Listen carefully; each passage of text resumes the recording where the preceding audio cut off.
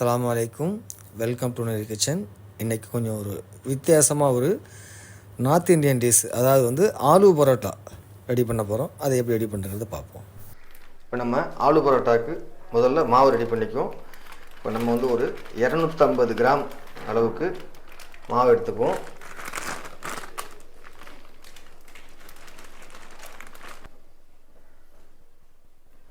இந்த மாவுக்கு தேவையான உப்பை இதில் சேர்த்துக்குவோம். 1 டீஸ்பூன் அளவுக்கு நெய் சேர்த்துக்குவோம். நெய் சேர்த்தோம்னா அந்த சப்பாத்தி நல்லா ஒரு சாஃப்டாக வரும். அதோட கொஞ்சமாக பால் சேர்த்துக்குவோம். இது நம்ம வந்து பால் வந்து சூடாக சேர்த்துருக்குறோம். இதை பால் சேர்த்துக்கலாம், தண்ணி சேர்த்துக்கலாம். தண்ணியை சுட வச்சு சேர்த்து மாவை சேர்த்துக்கலாம். அந்த சூடாக சேர்க்கும் போது இந்த ஒரு மாவில் வந்து ஒரு சாஃப்ட்னஸ் கிடைக்கும். அதனால் நம்ம சூடாக சேர்த்துருக்கோம். இது எல்லாத்தையும் ஃபுல்லாக மிக்ஸ் பண்ணிவிடுவோம்.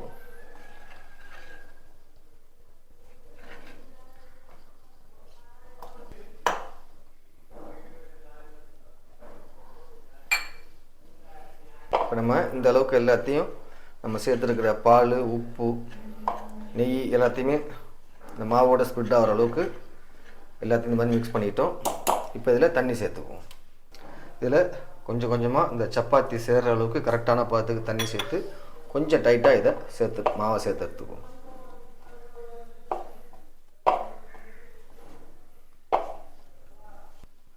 இப்போ நம்ம இந்த அளவுக்கு மாவை சேர்த்துட்டோம். இப்போ இதில் மேலே லைட்டாக ஆயில் அப்ளை பண்ணி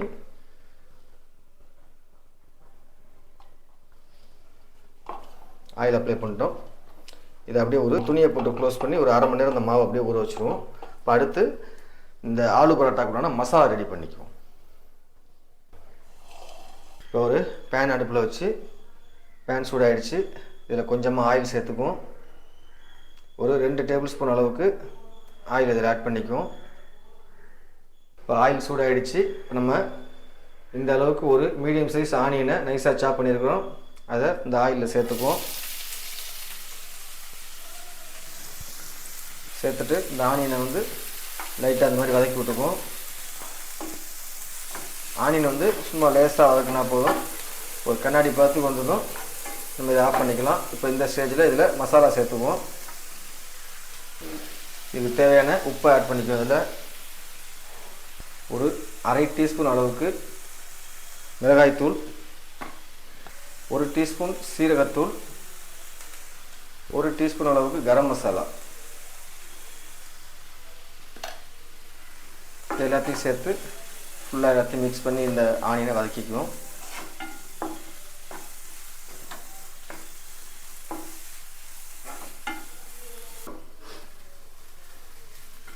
இப்போ இந்த ஆனியன் இந்த அளவுக்கு ஃபுல்லாக வதக்கிட்டோம். அடுப்பை ஸ்லோ பண்ணிவிட்டு இந்த அளவுக்கு ஒரு பெரிய உருளைக்கிழங்கை வேக வச்சு நல்லா மசியை எடுத்துருக்கோம். அதை இதில் சேர்த்துக்குவோம்.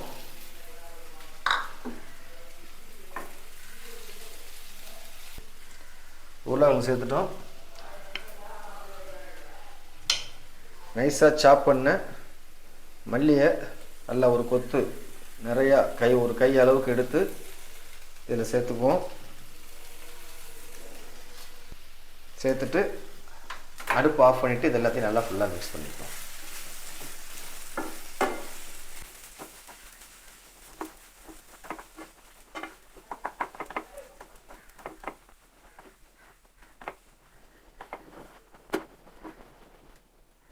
இது ரெடி பண்ணிட்டோம். இது ஆறட்டும். இப்போ நம்ம ஆலு பரோட்டாக்கு ரெடி பண்ணி வச்சுருக்கிற மாவு எப்படி ரெடியாக இருக்கிறத பார்ப்போம். இப்போ நம்ம மாவு சேர்த்து பிசைஞ்சு வச்சு கரெக்டாக அரை மணி நேரம் ஆச்சு. இந்த மாவெல்லாம் நல்லா ஒன்று சேர்ந்துருச்சு. இப்போ வந்து ஒவ்வொரு உருண்டை ஒரு 70 கிராம் இருக்கிற அளவுக்கு இதை உருண்டை போட்டு ரெடி பண்ணிக்குவோம்.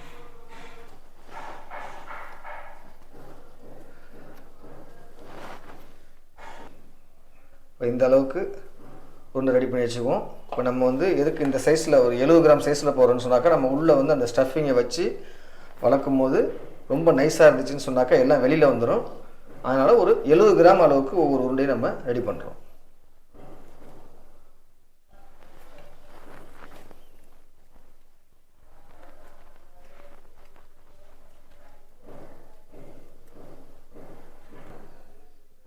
இப்போ இந்த மாதிரி உருண்டை ரெடி பண்ணிட்டோம்.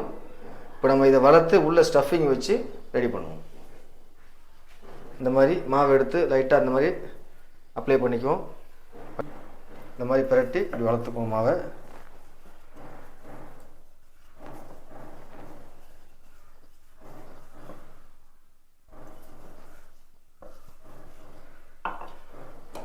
இந்த அளவுக்கு நம்ம வளர்த்துக்கிட்டோம்.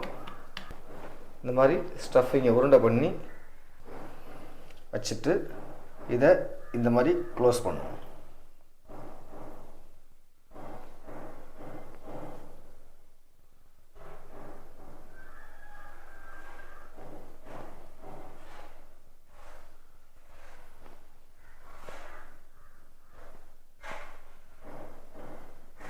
இந்த மாதிரி க்ளோஸ் பண்ணி இந்த மாதிரி வச்சுருவோம். அதே மாதிரி எல்லா பேடாவையும் ரெடி பண்ணிக்குவோம்.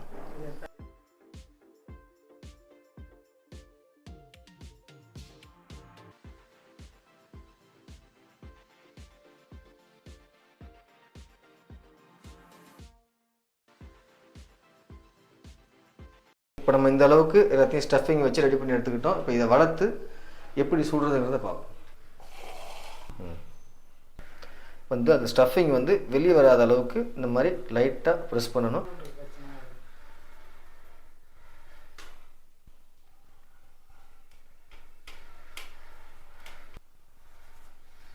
இந்த மாதிரி கீழேயும் மேலேயும் மாவை சேர்த்துட்டு நைஸாக இதை வளர்த்து எடுத்துக்கோங்க.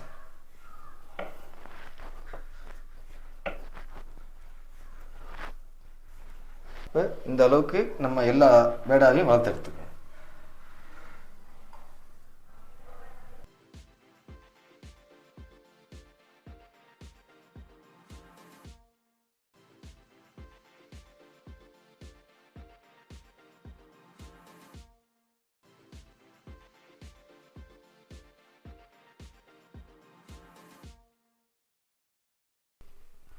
இப்போ தவா அடுப்பில் போட்டு தவா சூடாகிடுச்சு. இப்போ நம்ம வளர்த்துருக்கிற அந்த பேடாவை மேலே வச்சுக்குவோம். அடுப்பை வந்து மீடியம் ஃப்ளேமில் வச்சுக்குவோம்.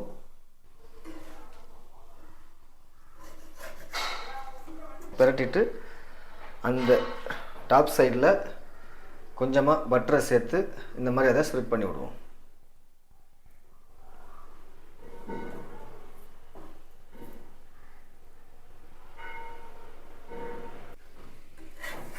பட்டர் சேர்த்து அப்படி திருப்பி போட்டுருவோம். இப்போ இந்த சைட்லேயும் அந்த மாதிரி கொஞ்சமாக பட்டர் எடுத்து இந்த மாதிரி இடத்துலையும் எல்லா இடத்துலையும் ஸ்ப்ரெட் பண்ணி விட்ருவோம்.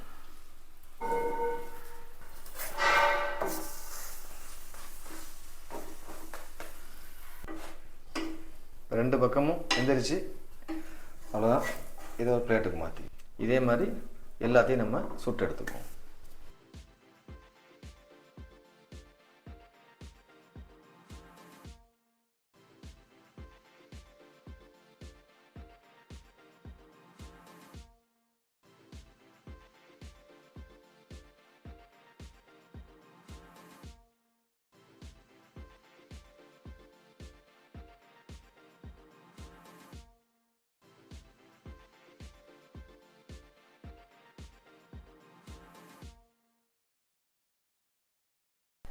இப்போ ஒரு அருமையான ஆலு பரோட்டா ரெடி ஆகிடுச்சு. நல்ல ஒரு சாஃப்டாக